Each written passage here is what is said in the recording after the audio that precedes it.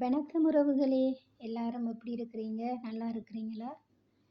நான் கோவா பொரியல் செய்கிறதுக்காக கோவாவை சுத்தமாக கழுவி எடுத்திருக்கிறேன் வெட்டி. அதுக்கு தேவையானதையும் எல்லாம் நான் வெட்டி எடுத்து சேர்த்துருக்கிறேன். அதுக்கு பிறகு நாங்கள் இப்போ தாச்சி அடுப்பில் வச்சுட்டு நான் ஒலிவ எண்ணெய் தான் சேர்க்கிறேன். ஒலிவ எண்ணெய் யூஸ் பண்ணுறது நல்லது. கடுகு, சீரகம், கருவேப்பில்லை, வெள்ளைப்பூடு, வெங்காயம் இதெல்லாம் நாங்கள் சேர்த்து கொஞ்சம் லேசாக வதங்க வேணும். நான் கோவா பெருசாக விரும்பி சாப்பிட்றது குறைவு. சின்ன பிள்ளைகள் பெருசாக சாப்பிட மாட்டாங்க, விருப்பம் இல்லை கோவா. ஆனால் கட்டாயம் கோவா சாப்பிட வேணும், நல்லது கோவா சாப்பிட்றது. கொஞ்சம் இப்படி காரமாக செய்து கொடுத்தா சாப்பிடாதவங்களும் விரும்பி சாப்பிடுவாங்க, டேஸ்ட்டாக இருக்கும். கொஞ்சம் காரம் போட்டு செய்யும்போது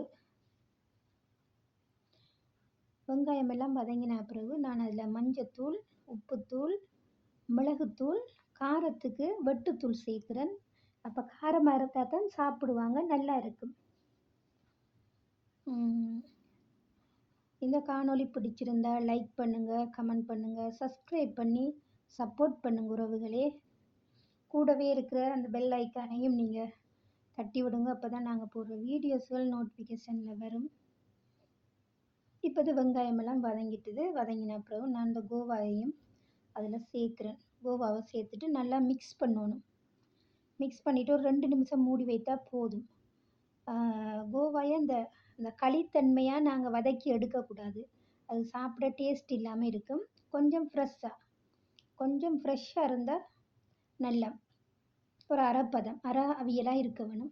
அப்போ காரமும் சேர்த்துருக்கிறபடியாக நல்ல டேஸ்ட்டாக இருக்கும். பாருங்கள், நல்லா வதங்கிட்டுது, நல்லா இருக்குது. இந்த லைட் வெளிச்சத்துக்கு இப்படி ஒரு வெள்ளை கலரில் இருக்குது, ஆனால் அது ப்ரௌன் கலரில் தான் இருக்குது. பாருங்கள், நான் ரைஸில் வச்சுருக்கிறேன் எப்படி இருக்குன்னு.